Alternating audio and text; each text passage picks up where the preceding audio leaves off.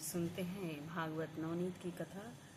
जो पहले मैंने सुखदेव जी का जन्म का कथा सुनाई थी और आज सुखदेव जी का वैराग्य और गृह त्याग का कथा सुनी, जिसमें सुखदेव जी ने जन्म के साथ ही गृह त्याग कर दिया था। उनको माया कभी स्पर्श नहीं की है, तो कथा में यही है, सुनिएगा। वेदों में और उपनिषदों में दो संतों के नाम ऐसे आते हैं जो जन्म से ही मुक्त हैं, मतलब शरीर रहते हुए, सशरीर रहते हुए पृथ्वी पे माया से मुक्त हैं। उनको माया छूती भी नहीं है। कौन कौन है? सुको मुक्त, वामदेव मुक्त। एक वामदेव ऋषि का ऐसा नाम आता है। वामदेव ऋषि संसार में आए, लेकिन कभी उनको माया स्पर्श नहीं की, और जन्म से ही सुखदेव जी महाराज भी ज्ञान और वैराग्य और भक्ति, उनमें तीनों परिपूर्ण हैं। ज्ञान, वैराग और भक्ति तीनों परिपूर्ण हैं, इसीलिए सुखदेव जी महाराज 7 दिवस में मुक्ति दे सकते हैं। परीक्षित का यह प्रश्न था कि 7 दिन में कौन मुझे मुक्ति दे सकता है और कौन मुझे परमात्मा का दर्शन करा सकता है। ज्ञान, वैराग और भक्ति जहाँ तीनों परिपूर्ण हैं, वही 7 दिवस में मुक्ति दे सकता है। तो सुखदेव जी जैसे अधिकारी सिद्ध सद्गुरु हो तो 7 दिन तो बहुत है। केवल प्रेम से स्पर्श करें तो परमात्मा का दर्शन हो जाता है। गंगा किनारे सुखदेव जी महाराज ने राजा परीक्षित को कथा सुनाई है। घर छोड़ दिया है, अनेक जीवों का कल्याण करने के लिए घर छोड़ा है। सुखदेव जी घर छोड़कर जाने लगे। माँ को बहुत दुख हुआ, मेरा बालक भले ही लग्न न करे, लग्न यानी शादी न करें, पर घर में रहें। उसको देखने से मन पवित्र हो जाता है, उसको देखने से भगवान का याद आता है। मेरा बालक ऐसा है कि उसको देखने से ईश्वर की याद आती है, ईश्वर जैसा स्वरूप है उसका। व्यास जी समझाते हैं, तो अतिशय प्रिय लगता है वह भगवान को अर्पण करो। साधारण मानव का ऐसा स्वभाव है कि जो उसको अच्छा लगता है वह अपने लिए रखता है, और जो अच्छा नहीं लगता वह दूसरों को देता है। अच्छा मेरे लिए इसी का नाम आसक्ति है, और अच्छा दूसरों के लिए उसी का नाम भक्ति है। ऐसा व्यास जी समझाते हैं अपनी पत्नी अरणी देवी को। तेरा पुत्र अनेक जीवों का कल्याण करने के लिए गया है। हे पुत्र बोलते हुए व्यास जी दौड़ते हैं। सुखदेव जी ने कहा, कौन पुत्र है, कौन पिता है? परमात्मा के पीछे पड़ो।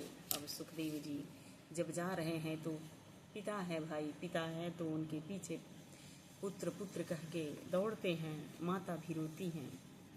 और तो सुखदेव जी कहते हैं, कौन पिता कौन पुत्र? पिता पुत्र के संबंध में केवल वासना है। वासना से जीव बाप होता है और वासना से ही जीव बेटा होता है। जीव का ईश्वर से संबंध सच्चा है। मेरे पीछे क्या पड़ते हो? अनेक बार आप पुत्र हुए हैं, अनेक बार मैं पिता हुआ हूँ। कौन पिता और कौन पुत्र है? पूर्व जन्म का आपका पुत्र इस समय कहाँ है? पूर्व जन्म के पति या पत्नी जो प्राण से प्यारी लगती है, इस समय कहाँ है? ये सब वासना का खेल है, जीव ईश्वर का है। बूढ़े के घर में वासना रह जाए, उस बूढ़े का मरने के बाद बालक का जन्म होता है। ऐसा सुखदेव जी कहते हैं अपने पिता व्यास जी से। वासना रह जाए तो बूढ़े के घर में बच्चे का, बालक का जन्म होता है। कितने लोग बातें करते हैं कि इसका मुंह इसके दादा के जैसा लगता है। वह दादा के जैसा क्या, दादा ही बेटा होकर के आया है। जो बाप था वही बेटा हुआ है। उसी के घर में आसक्ति थी, क्योंकि उसको अपने घर में ही आसक्ति थी, तो फिर पुनर्जन्म में वह बेटा बन के आता है। पिताजी मेरे पीछे क्या पड़ते हो? परमात्मा के पीछे पड़ो। नर नारायण का अंश है, नारायण के पीछे पड़ो। महर्षि व्यास को बोध हुआ तो वह गंगा के किनारे संत समाज में सुखदेव जी महाराज ने ये दिव्य कथा सुनाई है। सुखदेव जी महाराज जब कथा करते हैं, तब उस कथा में महर्षि व्यास कथा सुनने के लिए आए हैं। जब सुखदेव जी कथा कहते हैं तो जो राजा परीक्षित को सुना रहे होते हैं, उस कथा में व्यास जी भी कथा सुनने आते हैं। मुझे ऐसा लगता है मेरा पुत्र मुझसे भी श्रेष्ठ है, उसका ज्ञान वैराग्य, उसकी प्रेम लक्षणा भक्ति अलौकिक है। सुखदेव जी की कथा सुनने में व्यास जी को आनंद आता है। कथा कीर्तन सफल होती है।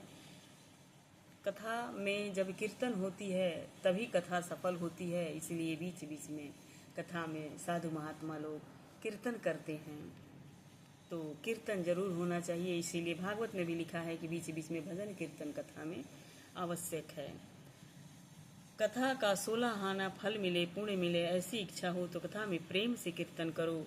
कथा में वक्ता भगवत गुणगान करता है, भगवान की मंगलमय लीला का वर्णन करता है।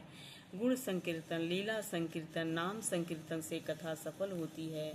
वक्ता श्रोता बहुत प्रेम से भगवान के नाम का जब कीर्तन करते हैं तभी कथा सफल होती है। कथा का 16 आना फल आपको मिले, ऐसी इच्छा हो तो प्रेम से कीर्तन करो। कीर्तन में संकोच नहीं करना चाहिए। कीर्तन में जिसको संकोच होता है वह समझे कि मेरा पाप बहुत है। कीर्तन में शर्म काहे की रखते हो? वैष्णव को पाप करने में शर्म नहीं आती है, ये समझाते हैं गुरुजी। वैष्णव को पाप करने में शर्म नहीं आती है। भगवान के नाम में जिसको शर्म आए वह वैष्णव नहीं है। आप प्रभु के प्यारे हैं, आप वैष्णव हैं, आप सब भगवान के अंश है।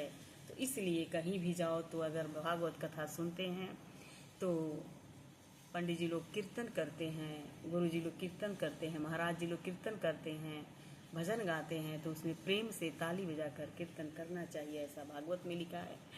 डोंगरे जी ने अपनी इस भागवत नवनीत में लिखा है, कीर्तन जरूर करें। बोलिए श्री कृष्णचंद्र भगवान की जय, उमापति महादेव की जय, सुखदेव जी महाराज की जय। और आगे का कथा महिमा सुनाऊंगी आगे के एपिसोड में। तो इसलिए श्री कृष्ण राधे राधे, जय श्री कृष्ण।